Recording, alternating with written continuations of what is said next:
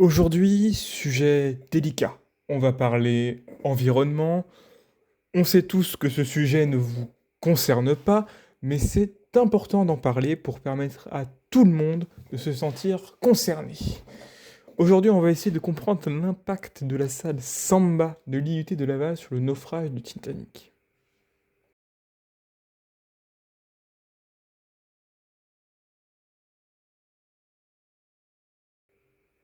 Bon, pour commencer, c'est quoi le Titanic? Alors, c'est un très gros bateau rempli de gens riches et de gens moins riches. Il est aussi connu pour être le vaisseau amiral de la flotte de l'entreprise alimentaire Tatpat.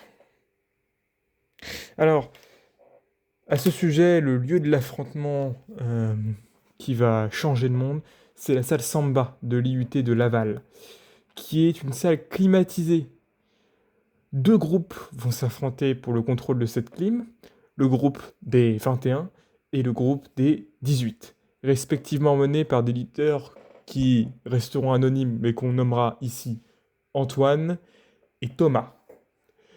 L'histoire ne retiendra pas leur visage ni leur nom de famille, mais seulement leurs actions aux conséquences dévastatrices. Leur motivation est simple. La température de la clim coûte que coûte. L'un veut la mettre à 18, l'autre veut la mettre à 21 degrés, d'où leur nom. Ces 3 degrés d'écart donneront un nom à cette guerre qui marquera la culture populaire, la fameuse guerre de Troie, connue principalement pour le livre de Homère. Le déroulement de la guerre est simple, le groupe des 21 a dégagé les écologistes woke de la salle Java, en salle Java, car ces derniers ne souhaitaient pas utiliser la clim. Leur leader, Antoine, a donc mis une défense infranchissable devant la salle. Des murs épais. Les hommes du dénommé Thomas vont se battre férocement. Des héros tels que l'invincible Achille ou bien Ménélas vont faire face au second Antoine, un certain Hémictor. Malheureusement, ces héros ne seront pas capables de prendre le dessus sur l'autre camp.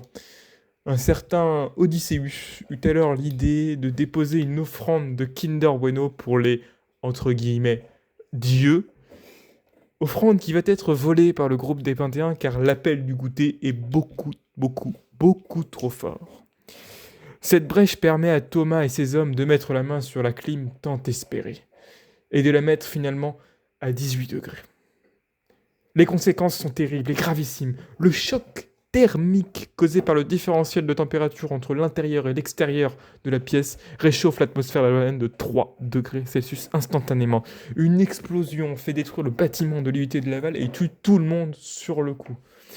Ce réchauffement soudain fait fondre les réserves de glace de Häagen-Dazs au nord de la planète et un praliné ice cream se met à dériver dans l'océan Atlantique.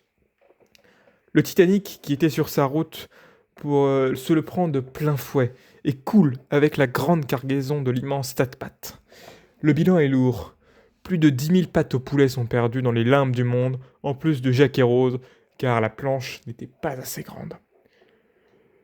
C'est donc un bilan écologiste que nous devons tirer de cette histoire, car vous ne pouvez pas à la fois avoir des pâtes au poulet ou la clim. C'est soit l'un, soit l'autre.